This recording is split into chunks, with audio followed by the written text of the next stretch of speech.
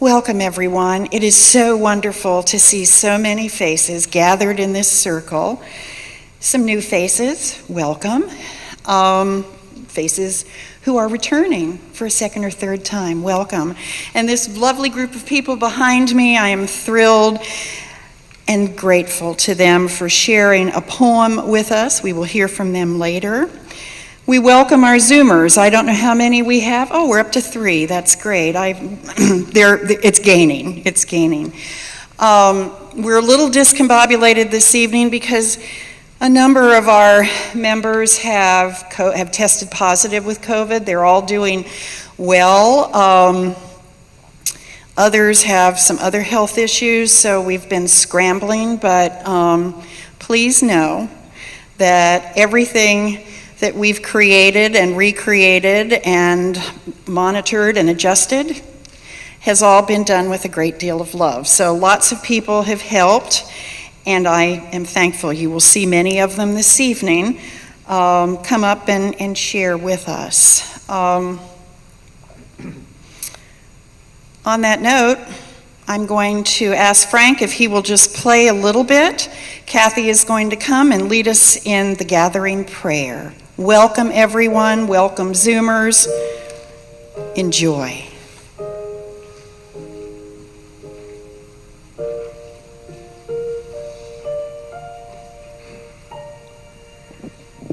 Please join me with praying the gathering prayer. From mist and darkness, from restful waters, God gathers us. From health and sickness, from plenty and poverty, God gathers us. From highways and byways, from fields and cities, God gathers us. To a feast, a banquet, to eternal life, God gathers us. Amen.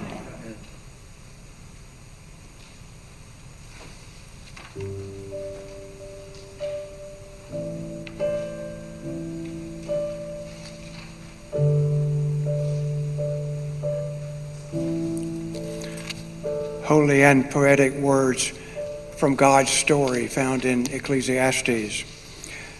For everything there is a season and a time for every matter under heaven, a time to be born and a time to die, a time to plant and a time to pluck up what is planted, a time to kill and a time to heal, a time to break down and a time to build up, a time to weep and a time to laugh, a time to mourn and a time to dance, a time to throw away stones and a time to gather stones together, a time to embrace and a time to refrain from embracing, a time to seek and a time to lose, a time to keep and a time to throw away, a time to reap and a time to sow, a time to keep silence and a time to speak, a time to love and a time to hate, a time for war and a time for peace. This is God's story for all of us.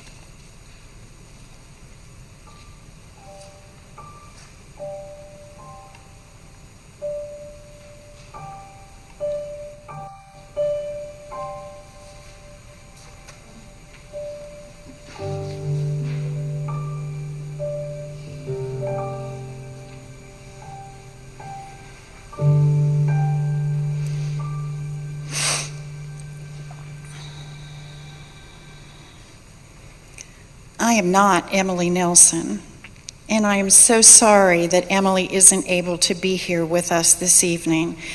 Probably not as much as her heart is breaking because she has spent so much time preparing and was hoping to share her love of poetry with each and every one of us. However, I am honored that she has asked me if I would share her reflection and some of the poems that she is so very fond of. So here are Emily's words. Poetry. You either love it or you hate it. Those that love it with a passion that burns deep into their soul. And those that hate it do so with an equal passion. Poetry is an art form, a way of using words and rhyme to process emotions and to try to use words to explain a feeling or passion in a way that is rhythmic and almost melodic. It is like the music of the soul poured out of the heart of the composer. It's an act of vulnerability, sometimes even rebellion, but always, always a spiritual endeavor. One can say that poetry is an avenue for the divine to be made manifest in the world. For isn't all art divinely inspired? There are many types of poetry, and equally as many types of poets in the world. I personally, meaning Emily, favor the poems that rhyme. Those are the best. As a student in middle and high school, I always held an inner argument with my teachers and the school books about what this poem or that poem meant. Now, best I can tell, not even one of my teachers were around when the poets we were reading, these were the classics that we were studying. So tell me, friends, how could they possibly know what the poet meant by a certain line or in whatever the poem? In my opinion, poetry is subjective. It affects us all differently. We could all read the same poem at the same time, and each one of us will interpret it differently. And that's okay, because that's the beauty of poetry. Robin Williams' character, John Keating, in Dead Poets Society, said it best when he offered, "We don't read and write poetry because it's cute. We read and write poetry because we are members of the human race, and the human race is filled with passion." Now, medicine, law, business, and engineering, these are noble pursuits and necessary to sustain life. But poetry, beauty, romance, love, these are what we stay alive for.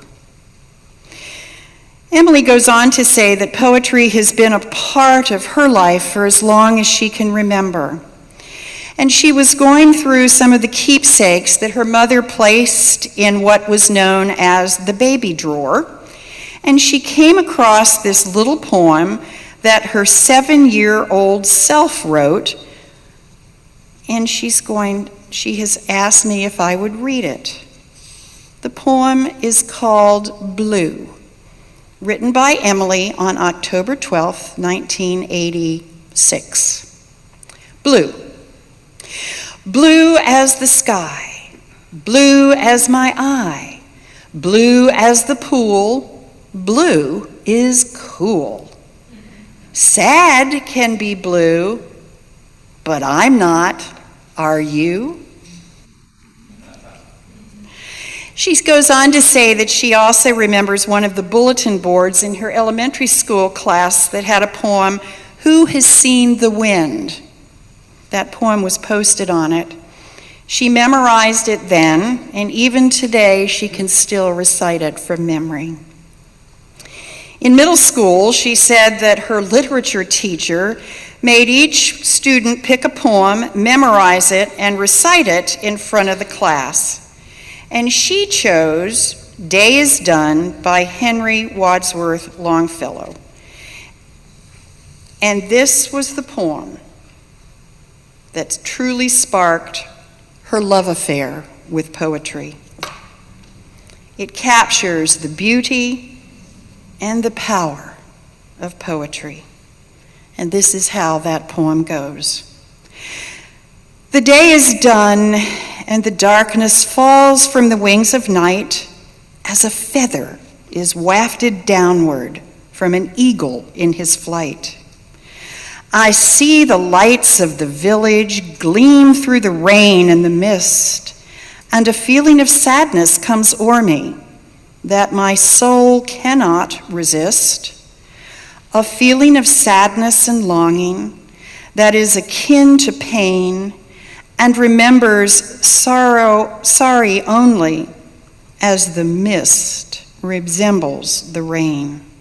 Come, read to me some poem, some simple and heartfelt lay that shall soothe this restless feeling and banish the thoughts of day. Not from the grand old masters, nor from the bards sublime, whose distant footsteps echo through the corridors of time. For like strains of martial music, their mighty thoughts suggest life's endless toil and endeavor. And tonight, I long for rest. Read from some humbler poet whose songs gushed from his heart as showers from the clouds of summer or tears from the eyelids start. Who, though long days of labor and nights devoid of ease, shall still heard in his soul the music of wonderful melodies. Such songs have power to quiet this restless pulse of care and come like the benediction that follows after prayer. Then read from the treasured volume the poem of thy choice, and lend to the rhyme of the poet the beauty of thy voice. And the nights shall be filled with music, and the cares that infest the day shall fold their tents like the Arabs, and as silently steal away. Later on, Emily found Emily Dickinson, and she became one of her all-time favorite poets when she was in high school. And she said that she even did her high school term paper on Emily Dickinson. You may recognize this next poem. It's one of her favorites, Emily's, and it's titled, "Hope is the Thing with Feathers." Hope is the thing with feathers that perches in the soul and sings the tune without the words, and never stops at all, and sweetest in the gale is heard. And sore must be the storm that could abash this little bird that kept so many warm. I've heard it in the chilliest land and on the strangest sea, yet never in extremity it asked a crumb of me. Emily has also written a fair share of poems over the years, and she even had one published by the International Library of Poetry, and it's called Prayers to Heaven. Night falls down around me as the world prepares for bed. I say a little prayer to quiet the voices in my head. The day has been long and weary, and my body begs for sleep. So quietly I shall slip in bed and pray the Lord my soul to keep. And when I rise to meet the morn, a prayer of thanks shall be made to the maker of the rose and thorn, the rain, the sun, and the shade. Thank you, Lord, for another day, another chance to find my way, another chance to make things right, so that I may sleep peacefully tonight.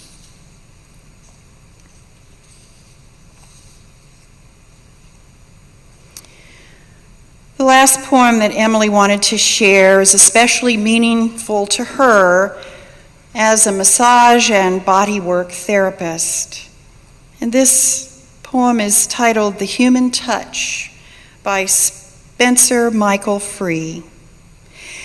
'Tis the human touch in this world that counts, the touch of your hand and mine, which means far more to the fainting heart than shelter, bread, and wine. For shelter is gone when the night is o'er, and bread lasts only a day, but the touch of the hand and the sound of the voice sing on in the soul always. From these several poems, Emily feels and hopes that we will see that poetry is used to describe all manner of emotions, thoughts, feelings, ideas, and is always inspired by the spark of divinity in each and every one of us. And so, in keeping with Mr.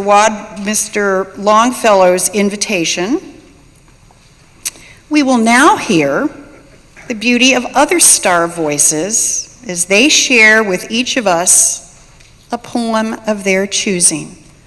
Some of those poems have been written by others, and some have been written by themselves. Les?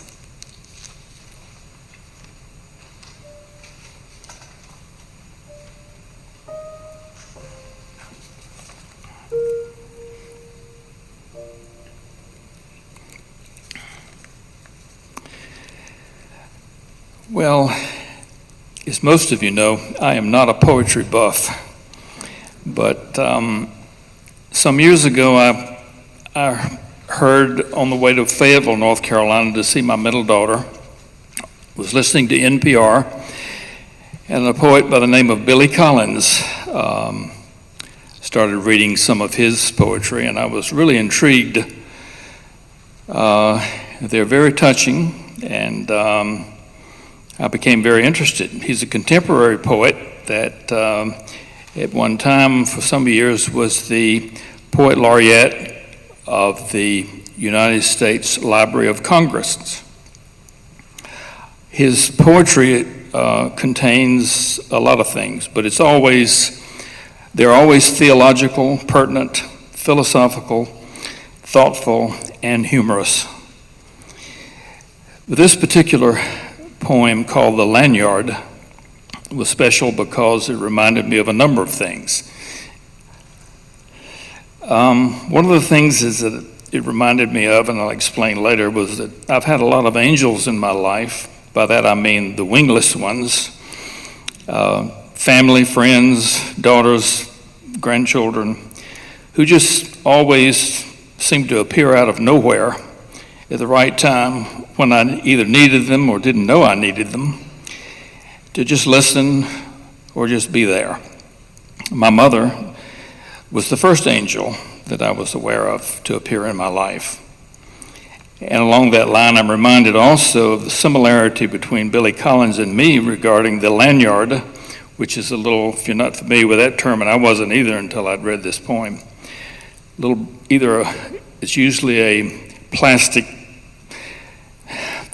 necklace or bracelet that you weave at church camp or Boy Scout camp for your mother. And I did that for about 6 years in a little town called Batesburg, South Carolina, when I was a Boy Scout, during which time I was at Boy Scout camp or church camp and wove these little bracelets called lanyards, and that in retrospect really looked pretty horrible, I think. But I presented them to my mother, who, no matter how awful and tacky they were, always oohed and awed over them as if I had given her some very expensive something or other. And it also reminds me that these angels and other folks that appear in our lives,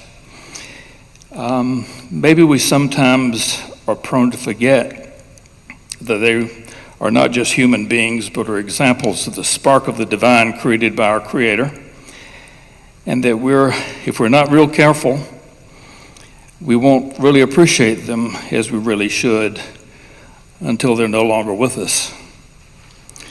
So let me read this poem, The Lanyard, which I think really is a Mother's Day sermon in itself. The Lanyard by Billy Collins. The other day, as I was ricocheting slowly off the blue walls of this room, bouncing from typewriter to piano, from bookshelf to an envelope lying on the floor, I found myself in the L section of the dictionary, where my eyes fell upon the word lanyard. Well, no cookie nibbled by a French novelist could send one more suddenly into the past. A past where I sat at a workbench at a camp by a deep Adirondack lake, learning how to braid thin plastic strips into a lanyard, a gift from my mother. I had never seen anyone use a lanyard or wear one, if that's what you did with them. But that did not keep me from crossing strand over strand again and again until I had made a boxy red and white lanyard for my mother. She gave me life and milk from her breast, and I gave her a lanyard.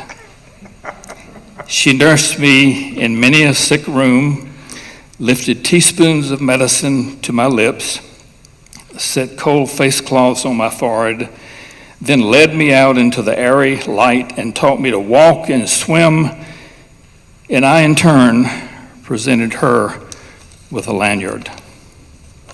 Here are thousands of meals, she said, and here is clothing and a good education. And here is your lanyard, I replied, which I made with a little help from a counselor. Here is a breathing body and a beating heart, strong legs, bones, and teeth, and two clear eyes to read the world, she whispered. And here, I said, is the lanyard I made at camp. And here, I wish to say to her now, is a smaller gift, not the archaic truth that you can never repay your mother, but the rueful admission that when she took that two-toned lanyard from my hands, I was as sure as a boy could be that this useless, worthless thing I wove out of boredom would be enough to make us even.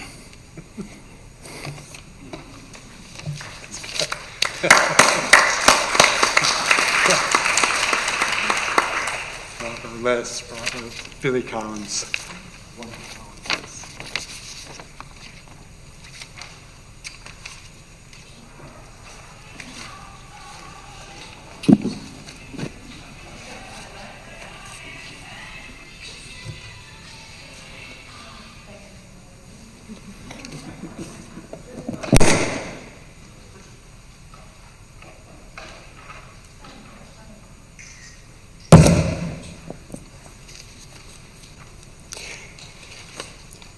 Thank you all for the honor of sharing with you the Green Heron poem that I wrote more than 30 years ago. It's a poem that still resonates in my heart. It is full of echoes and meanings that I don't understand. It seems to me that all of my life has been lived in a realm of creative and spontaneous imagination called by the ancient philosophers of Persia the mundus imaginalis, located between the spiritual and the earthly domain. The poem originated in the shoals of Glendale, a sacred place in the sentient landscape that gives me shelter, where the river sometimes bestows gifts to poets no less than to green herons. The imaginal beings in the poem, the river cascading over shelves of stone, the tree with a poison ivy winding around it, the remarkable sister, the sister's brother, myself, the fish, the green heron, all were presented in a sumptuous feast laid out for me by the local divinity presiding over the river. All I had to do was get it down. I was a reporter. Didn't need to interpret, didn't need to look for meaning, I just need to get it down. Yes, ideas floating around in my mind.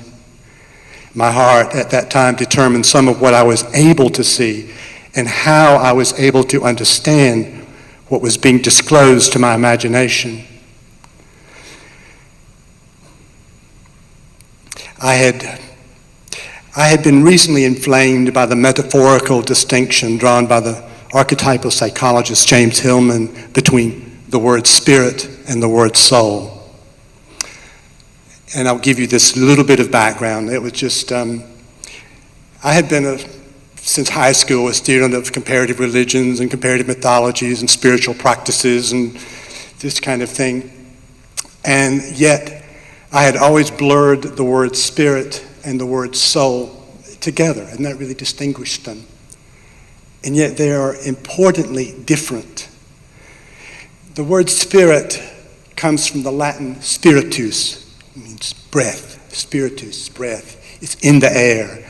Ascending verticality, puers and puellas, flying boys and girls, flying up through the sun, the light, not noticing the shadows that they cast below. Philosophical abstractions, theology, religious thinking.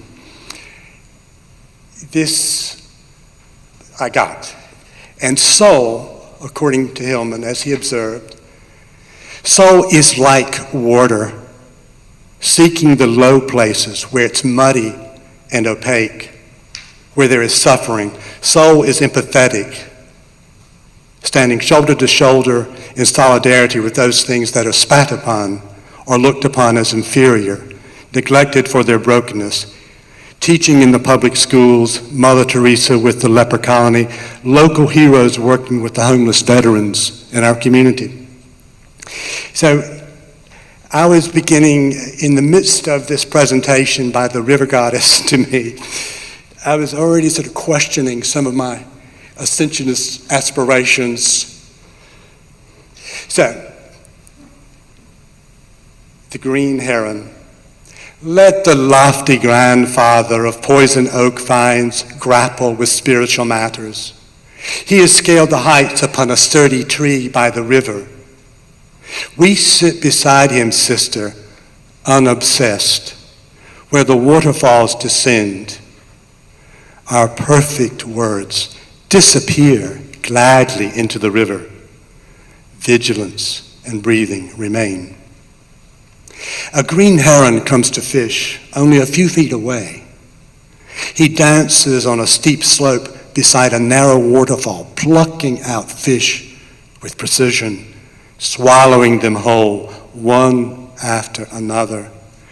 We see them wiggle in his belly, and he flies away. There is a love that longs to fall, flying like a fish through waterfalls into the mouth of a magnificent bird. There is another of ravenous hunger, the terrible emptiness of green herons and dark angels.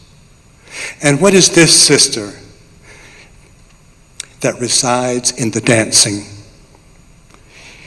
Is it love that is holding our forms this close to falling?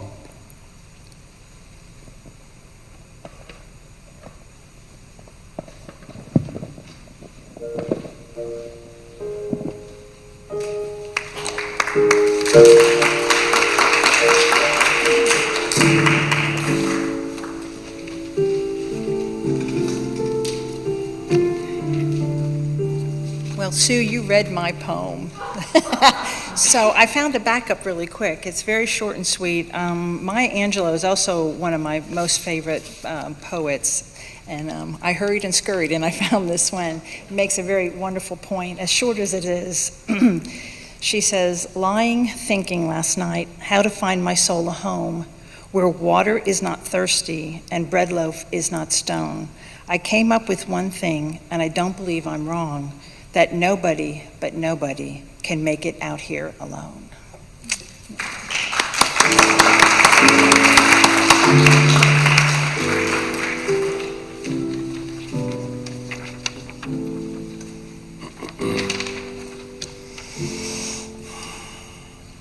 So my selection tonight is a poem called Life Is by Mother Teresa. And like many of you, or all of you I'm sure, we all know the beautiful humanitarian work that Mother Teresa made her life career of, and all the wonderful things that she did. But personally, I never knew she had written any kind of poetry. So it was a little bit of a surprise for me to find this poem. And interestingly, when I was asked to participate in this, I could probably count on one hand the number of poems I know and have at least 4 fingers left. So this is not my cup of tea. So it was interesting that when I said, well, I gotta find something. So I started searching, and actually within less than 5 minutes, I found this poem, which made me think that there perhaps may have been a divine hand guiding my search. So that meant a lot to me, and I really appreciated what the poem said, and so I felt like I was meant to share this poem tonight. So when I got here tonight, I asked Sue, I said, is it okay for us to, talk about the poem and what it means to us and, proselytize about it? And she said, sure, yeah, you can do that. As long as you keep it under 45 minutes. So, we're just going to forego all that part because I don't think I can do that. But anyway, I hope you enjoy this poem. It's called Life Is by Mother Teresa. Life is an opportunity. Benefit from it. Life is a beauty. Admire it. Life is a dream. Realize it. Life is a challenge. Meet it. Life is a duty. Complete it. Life is a game. Play it. Life is a promise. Fulfill it. Life is a sorrow. Overcome it. Life is a song. Sing it. Life is a struggle. Accept it. Life is a tragedy. Confront it. Life is an adventure. Dare it. Life is luck. Make it. Life is life. Fight for it. Mother Teresa.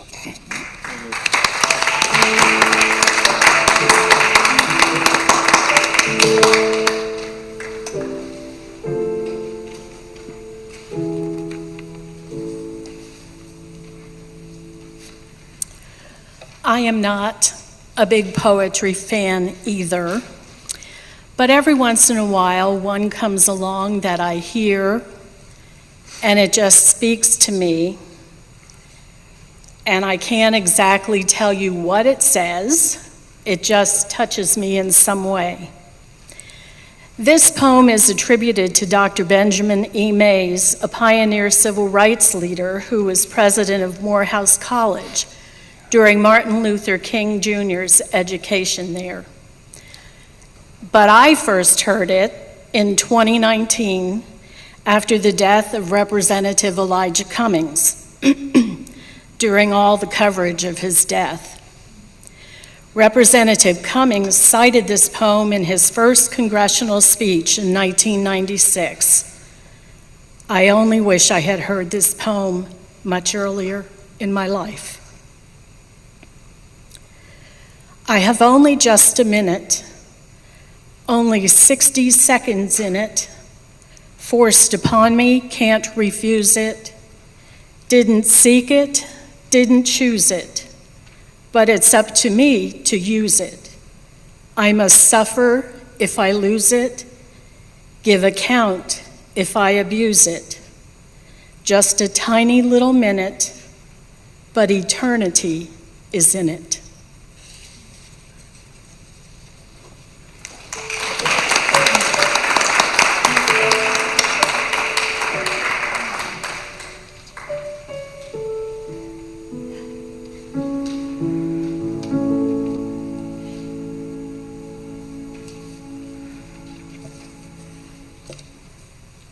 I don't have a favorite poem either, but I love the ocean. The Sea by Shirley Fudge spoke to me about family, youth, and life. The sea, gentle lulling of the sea, once again you beckon me, caressing waves upon the shore, transporting me to years of yore. As a child your charm I sought, protecting me from battles fought. Upon your craggy cliff I sat to gaze in awe and wonder at the magic of your shimmering tide that restored ease and peace inside.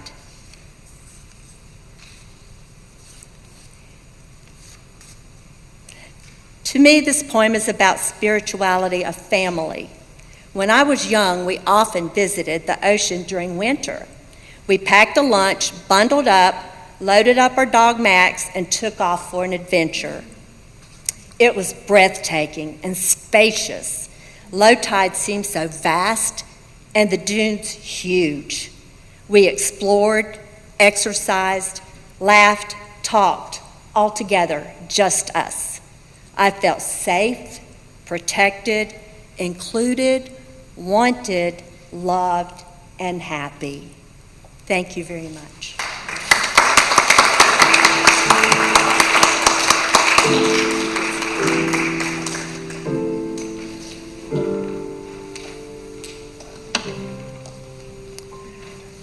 This is a little poem that I wrote. It's titled, What's New? I often walk the same route my dog and I crossed mornings before he died. It's still dark when I begin. I love the magical shadows and the sparkle of lights around the houses, the waning moon and scatter of stars, the mystery and dark peace of the neighborhood. But as I walk, more light seeps in until all is a bright and magical silver. A new world is born, an old one dies. The yin and yang of time play once again, taking away the last pearls and offering new.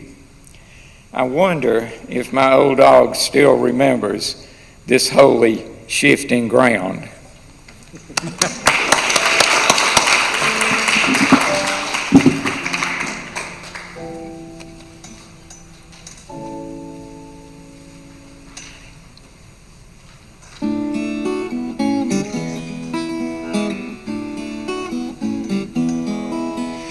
Built my house, barley rise, green pepper walls, and water eyes, tables of paper wood, windows of light,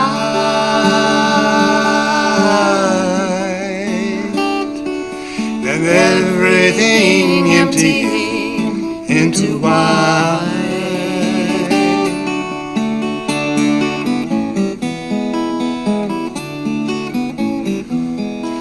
A simple garden with acres of sky, a brown-haired dog mouse, if one dropped by, yellow little Annie would sleep well at night,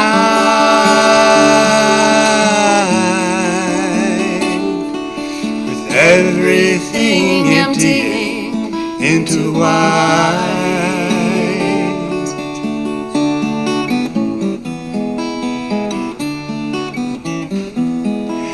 Sad blue-eyed drummer rehearses outside, a black spider dancing on top of his eye.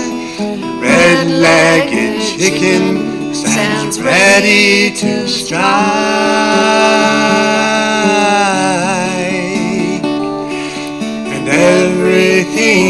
emptying into white.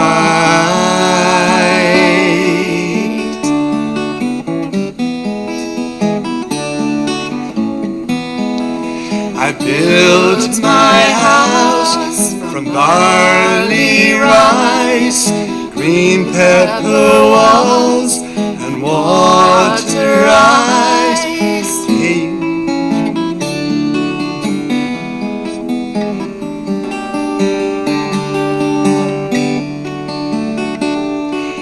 And everything emptying into white.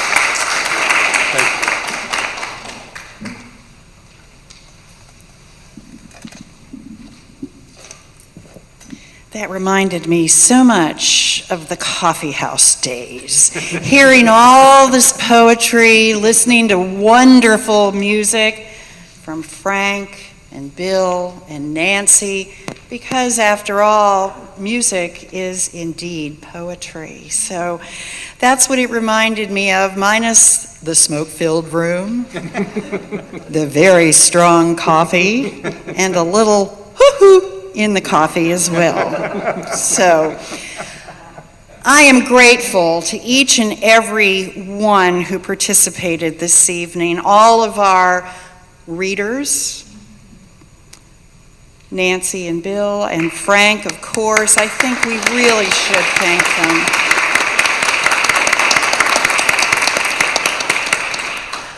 I know that poetry is challenging, but it is part of this creation, this creative energy that swirls around us and lands in words that make sense to some, that challenge others, and as several folks said, that touch them in ways that surprises them. So as part of creation spirituality, we recognize the art of poetry. And I am so thankful to Emily and to Joan for urging us to take this service not only on, but move it forward. And I thank each and every one of you for being here and letting these words soak into the center of your very being. And just as the coffee houses of the late 60s, early 70s did, they sort of passed around an offering, and we've already done that, just as they did in those days. We are grateful to each and every one of you for your generosity to star your treasure, your time, and this evening, we see a lot of talent. I am grateful and appreciative. And these folks behind me don't realize, but they've been auditioning for some things that are going to come forward this coming year. Didn't know that, did y'all? Everything is fair game. And I'm sorry that Emily captured, but how wonderful that Donna was able to shift gears very quickly. There is something to be said about telephones and social media. You're really good. I would now invite everyone to please stand as we honor the directions. And then after we are finished, Frank is going to play for us a musical poem of his choosing, of his creation. This is poetry in motion.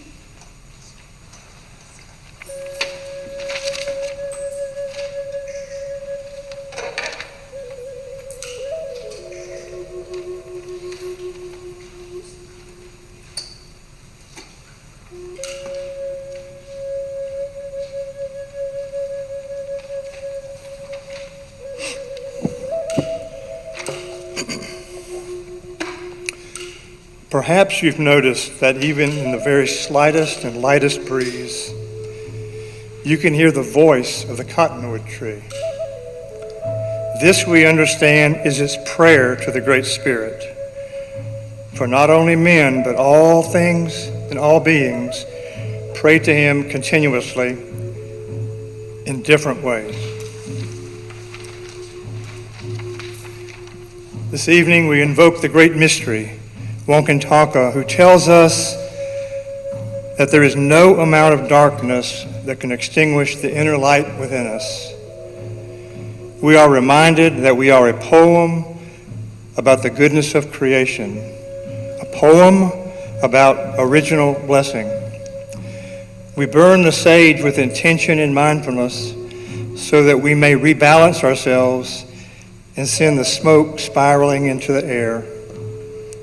The buffalo drum and the rhythmic beats remind us that our hearts are connected to the poetry of the universe.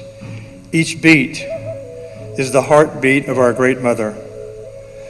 The haunting sound of the flute connects us with a consensual kiss, initiating a partnership with the great mystery. The breath of God breathes her name everywhere. Facing to the east,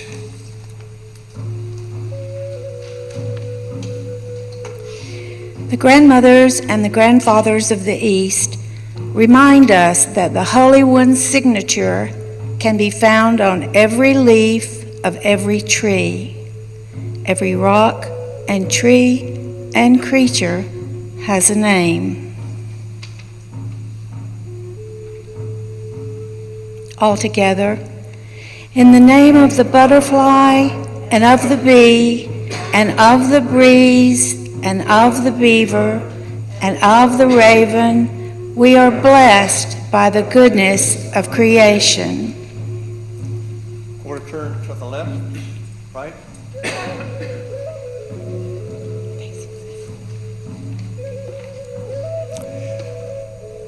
The grandmothers and the grandfathers of the South always welcome your joy and pain.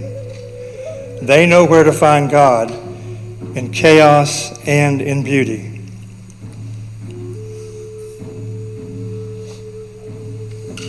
All together, in the name of the butterfly, of the bee, and of the breeze, and of the beaver, and of the raven, we are blessed by the goodness of creation. A quarter turn to the right, facing to the west.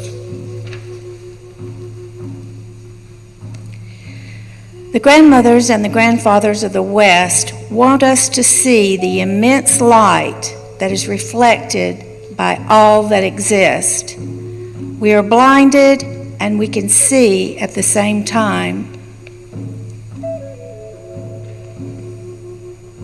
Altogether, in the name of the butterfly and of the bee and of the breeze and of the beaver and of the raven, we are blessed by the goodness of creation. Quarter turn to the right, facing to the north. The grandfathers and the grandmothers of the North ask us, what is it we plan to do with our one wild and precious life?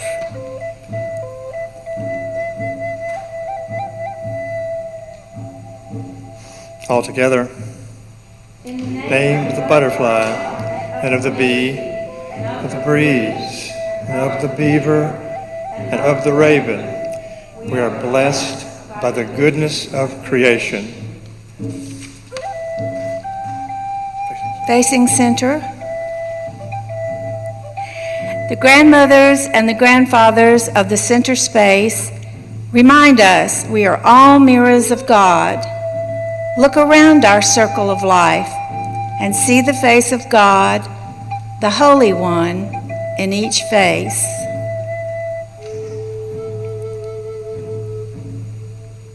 All together, in the name of the butterfly and of the bee and of the breeze and of the beaver and of the raven, we are blessed by the goodness of creation. Namaste.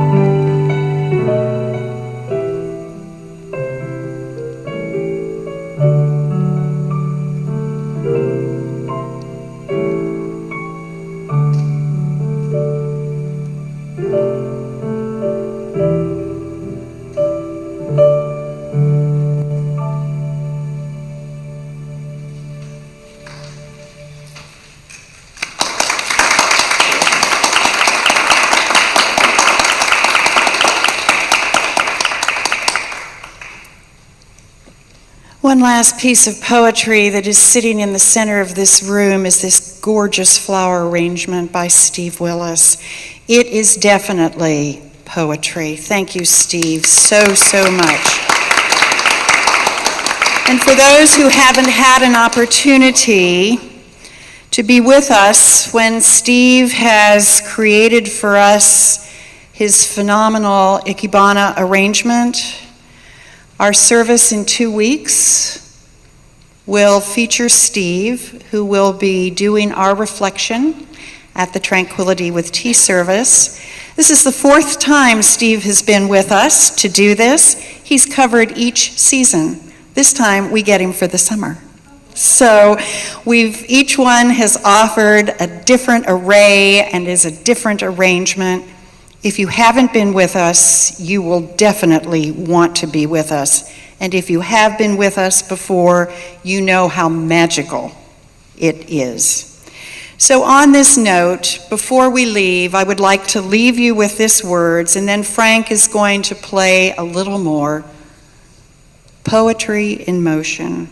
I leave you with these words. Gentle us, Holy One, into an unclenched moment, a deep breath, a letting go of heavy expectations, shriveling anxieties of dead certainties, that softened by the silence, surrounded by the light, and left open to the mystery, we may be found by wholeness, upheld by the unfathomable, entranced by the simple, and filled by the joy that is divinely sacred. And that's you and you and you and you. It's all of us. Amen. Go in peace, and I look forward to seeing everyone in 2 weeks. Thank you, and thanks to these folks.